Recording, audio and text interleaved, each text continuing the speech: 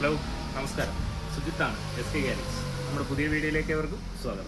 ഇപ്പോൾ വാഹനങ്ങളിൽ ഏറ്റവും കൂടുതലായി കണ്ടുവരുന്ന ഒരു കംപ്ലൈൻ്റാണ് മിസ്സിംഗ്.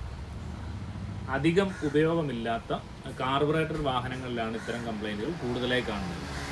എന്താണ് ഈ കംപ്ലൈൻറ്റ് ഇങ്ങനെ വാഹനങ്ങൾ വരാൻ ഉള്ള കാരണമെന്ന് നമുക്ക് കാണാം. ആദ്യം 1 ലിറ്റർ പെട്രോൾ പമ്പിൽ നിന്ന് തന്നെ വാങ്ങാം.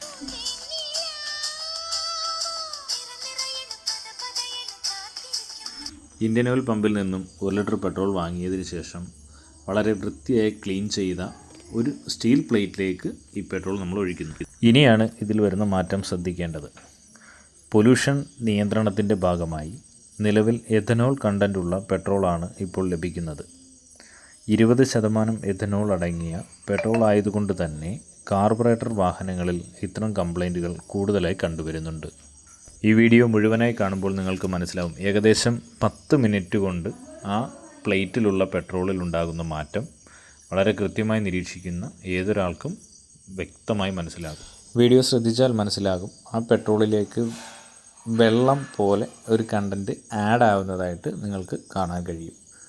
നമ്മൾ എടുത്തു വെച്ച പെട്രോളിൻ്റെ പകുതിയിൽ കൂടുതൽ പച്ചവെള്ളം പോലെയാകുന്നതാണ് നിങ്ങളിപ്പോൾ കണ്ടുകൊണ്ടിരിക്കുന്നത്. മുൻപൊക്കെ നോർമൽ പെട്രോളിലേക്ക് വെള്ളം വീഴുമ്പോൾ മാത്രമാണ് ഇത്തരം വ്യത്യാസങ്ങൾ ഉണ്ടായിക്കൊണ്ടിരുന്നത്. എന്നാൽ ഇപ്പോൾ പമ്പിൽ നിന്ന് വാങ്ങുന്ന പെട്രോളിൽ തന്നെ ഇത്തരം വ്യത്യാസങ്ങളുണ്ട്. നമ്മുടെ വാഹനങ്ങൾക്കുണ്ടാകുന്ന മിസ്സിംഗ്, സ്റ്റാർട്ടർ ട്രബിൾ മുതലായവയുടെ ഏകദേശ കാരണങ്ങൾ നമ്മുടെ പ്രേക്ഷകർക്ക് മനസ്സിലായെന്ന് വിശ്വസിക്കുന്നു. ലൈക്ക് ചെയ്യുക, ഷെയർ ചെയ്യുക, സബ്സ്ക്രൈബ്.